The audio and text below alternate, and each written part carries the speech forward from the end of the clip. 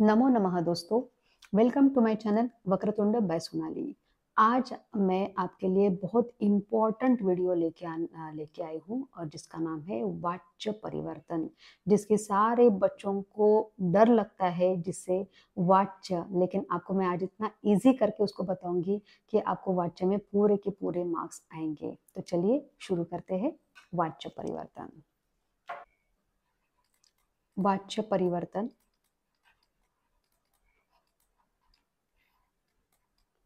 स्वयं के मनोभावों के प्रकटीकरण को हम लोग वाच्य कहते हैं। वाच्य के तीन प्रकार है। एक है कर्तृवाच्य, एक है कर्मवाच्य और तीसरा है भाववाच्य। कर्तृवाच्य में कर्ता प्रधान होता है यानी इंपॉर्टेंट होता है। कर्मवाच्य में कर्म प्रधान होता है यानी ऑब्जेक्ट, और भाववाच्य में भाव प्रधान होता है। ठीक है, तो ये हम एक एक करके हम लोग देखेंगे। सबसे पहले हम लोग देखने वाले हैं कर्तृवाच्य। कर्तृवाच्य में देखिए यहाँ पे कर्ता, कर्म और क्रियापद। तो कर्तृवाच्य में कर्ता प्रधान होता है जो हमेशा प्रथमा विभक्ति में होता है। कर्म जो है हमेशा द्वितीय विभक्ति में होता है और क्रियापद जो है हमेशा कर्ता के अनुसार होता है। यहाँ पे मैं लिख देती हूँ कर्ता के अनुसार। एग्जाम्पल देख लेते हैं हम लोग अभी। बालकः गृहं गच्छति। अभी बालकः कर्ता है जो प्रथमा विभक्ति में है। गृहम कर्म है जो द्वितीय विभक्ति में है और गच्छति ये क्रियापद है जो कर्ता के अनुसार आया हुआ है।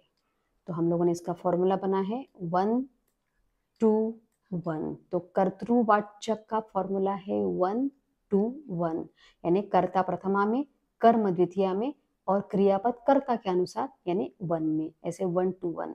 अभी कर्मवाच्य के बारे में जान लेते हैं। कर्मवाच्य में कर्म इंपॉर्टेंट होता है, तो यहाँ पे भी हम लोग देखेंगे कर्ता, कर्म और क्रियापद। तो कर्मवाच्य में कर्म इंपॉर्टेंट होता है इसलिए वो हमेशा प्रथमा विभक्ति में रहता है। कर्ता हमेशा तृतीय विभक्ति में रहता है और क्रियापद हमेशा कर्म के अनुसार रहता है। कर्म के अनुसार यहाँ पे लिख देती हूँ मैं, हमेशा कर्मवाच्य में कर्म के अनुसार रहता है। ठीक है, तो अगर इसी सेंटेंस को हम लोगों को कर्मवाच्य में करना है तो हम लोग क्या करेंगे, बालकेन गृहं गम्यते। अभी ये कहाँ से आया, गच्छति का गम्यते कैसे हो गया वो देखते हैं। सबसे पहले तो आपको याद रखना है यहाँ पे क्या यूज करना है, मूल धातु प्लस य प्लस आत्मनेपदी प्रत्यय आपको यहाँ पे लगाने हैं जब हम लोग कर्मवाच्य करते हैं। ठीक है, तो यहाँ पे अभी गम मूल धातु है। ठीक है, गम गच्छ में, और ब्रैकेट के बाहर का धातु लेना है अपने को, अंदर का नहीं लेना है। जहाँ पे दो धातु आते हैं यानी पहला वाला गम गच्छ, दायच्छ, पापिब, दृश्य पश्य, तो हम लोग पहला वाला लेंगे इसलिए हम लोग ने यहाँ पे गम लिया हुआ है। य जोड़ेंगे उसके बाद, और उसके बाद आत्मनेपदी प्रत्यय जोड़ेंगे ते इते अंते। तो यहाँ पे गृहम शब्द प्रथमा विभक्ति में है इसलिए एक वचन में है, इसलिए हम लोगों ने यहाँ पे ते लिखा हुआ है। यहाँ पे मैं लिख देती हूँ ते इते अंते, ये आपको लगाना है। ठीक है, तो यहाँ पे इसका फॉर्मूला हम लोग बनाते हैं 3 1 1, यानी कर्ता हमेशा तृतीया में रहता है, कर्म हमेशा इंपॉर्टेंट है, कर्मवाच्य में कर्म, इसलिए वो प्रथमा विभक्ति में रहता है। और कर्म के अनुसार हम लोग क्रियापद लगाते हैं, तो उसको भी हम लोग 1 करेंगे। तो 3 1 1 ये इसका फॉर्मूला हो जाता है। ठीक है, उसके बाद अभी हम लोग देखते हैं नेक्स्ट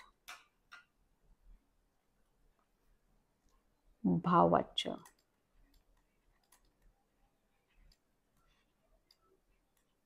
भाववाच्य में भाव ही इंपॉर्टेंट होता है। जैसे अगर मैंने बोला यहाँ पे सह हसती, ठीक है, तो हंसने का भाव है यहाँ पे, तो हम लोग क्या करेंगे, कर्ता हमेशा तृतीया में जाएगा और क्रिया जो है हमेशा प्रथम पुरुष एक वचन में लगेगी आत्मनेपदी के साथ हमेशा। तो तेन हस्यते, ये इसका हो जाएगा परिवर्तन, वाच्य परिवर्तन। ठीक है, भाववाच्य आपको बहुत कम आता है, नॉर्मली आपको कर्तृवाच्य या कर्मवाच्य पूछा जाता है। और दूसरी इंपॉर्टेंट चीज ये है कि आपको इसमें संवाद दिया रहता है और उसके बाद आपको उसको सॉल्व करना होता है। मतलब कर्तृवाच्य से कर्मवाच्य में करना है या कर्मवाच्य से कर्तृवाच्य में करना है। तो 1 to 1 अगर है तो आपको 3 1 1 में ले जाना है, और 3 1 1 अगर दिया है तो आपको 1 to 1 करना है। तो पहले सेंटेंसेस फ्रेम करने के लिए आते थे, अभी आपको डायलॉग्स दिए रहते हैं ब्लैंक्स के साथ, और उसमें आपको कर्ता, कर्म या क्रियापद कुछ भी मिसिंग रहता है वो आपको लगाना होता है। उसके लिए अच्छी बात यह है कि आपको हेल्प बॉक्स भी दिया रहता है साथ में, और आपको हेल्प बॉक्स से ही उसको लगाना होता है, अपने मन से आपको नहीं लगाना है, हेल्प बॉक्स से की सहायता से आपको उसको करना होता है। तो चलिए हम लोग एक वाच्य परिवर्तन का वर्कशीट सॉल्व कर लेते हैं, ताकि आपको बहुत अच्छे से समझ में आ जाए और आपका उसमें बिल्कुल मार्क्स जाए। उसके बाद मैं आपको ट्रिक्स भी बताने वाली हूँ, इसलिए वीडियो को अंत तक जरूर देखिए। यहाँ पे मैंने 2 वाच्य के उदाहरण लिए हुए हैं। रिक्त स्थान पूर्ति ही वाच्य अनुसारम क्रियता, मैंने वाच्य के अनुसार रिक्त स्थान की पूर्ति कीजिए। अभी यहाँ पे देखिए आचार्य और छात्र के बीच में डायलॉग हो रहा है। अभी यहाँ पे ट्रिक में बताने वाली हूँ, इसलिए जरूर ध्यान से देखिए। किम बालकेन पत्रम लिख्यते, अभी बालकेन है तृतीय विभक्ति में, पत्रम आया है प्रथमा विभक्ति में, और उसके अनुसार लिख्यते की क्रिया एक वचन में आई हुई है। तो यहाँ पे 3 1 1 में ऑलरेडी दिया हुआ है यहाँ पे, यानी कर्मवाच्य में है। अभी छात्र जवाब दे रहा है कि आम डैश पत्रम लिखती।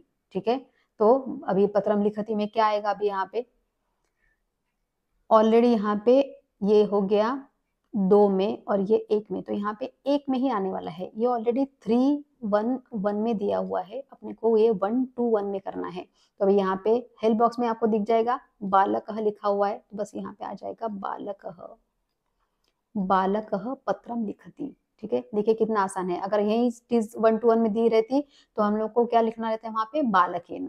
ठीक है, और लिखति की जगह हम लोग लिख देंगे लिख्यते। किम बालाः क्रीडन्ति, क्या बच्चे खेल रहे हैं, आम बालैहि। अभी देखिए यहाँ पे बालैहि तृतीया विभक्ति में आया हुआ है, तृतीया बहुवचन में।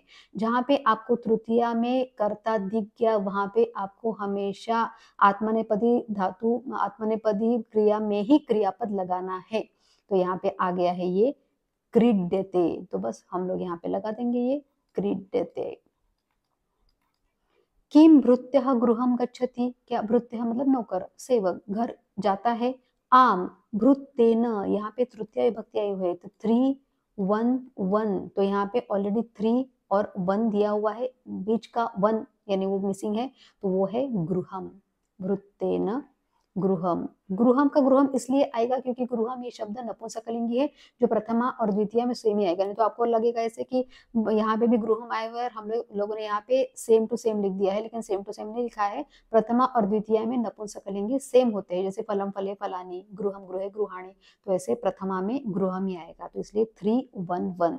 तो यहाँ पे ट्रिक ये है कि अगर यहाँ पे आपको कर्ता जो है ये तृतीय विभक्ति में दिख रहा है, तो वहां पे हमेशा आपको आत्मनेपदी की क्रिया लगानी है, और अगर कर्म मिसिंग है तो कर्म आपको हमेशा प्रथमा विभक्ति में ही जाएगा, ये आपको याद रखना है। ठीक है, चलिए नेक्स्ट वाला करते हैं। अभी सविता और कविता में ये संवाद हो रहा है। इदानीम त्वम किम डैश, अभी यहाँ पे त्वम आया है प्रथमा विभक्ति में। ठीक है, तो यहाँ पे प्रथम विभक्ति में आया है, तो इसके अनुसार ही क्रिया होगी यहाँ पे। तो यहाँ पे क्रिया दी हुई है, यहाँ पे त्वम के साथ हमेशा हम लोग सी लगाते हैं लट लकार में, तो यहाँ पे आएगा खादसी, त्वम किम खादसी, यानी तुम क्या खाते हो।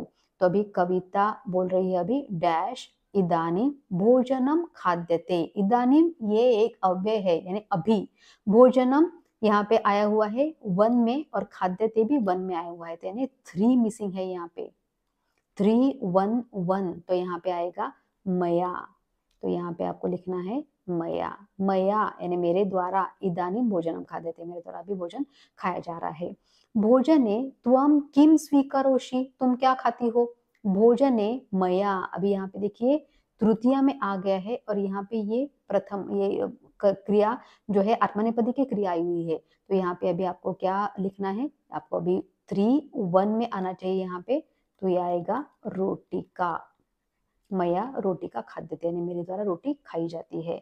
तो इस तरीके से आपको याद रखना है, कर्ता के अकॉर्डिंग आपको क्रिया लगानी है। जैसे हम लोगों ने यहाँ पे देखा कि त्वम के साथ हम लोगों ने यहाँ पे लगाया है त्वम खादसी, त्वम है मध्यम पुरुष एकवचन, तो इसलिए हम लोगों ने मध्यम पुरुष एकवचन की क्रिया लगाई यहाँ पे खादसी।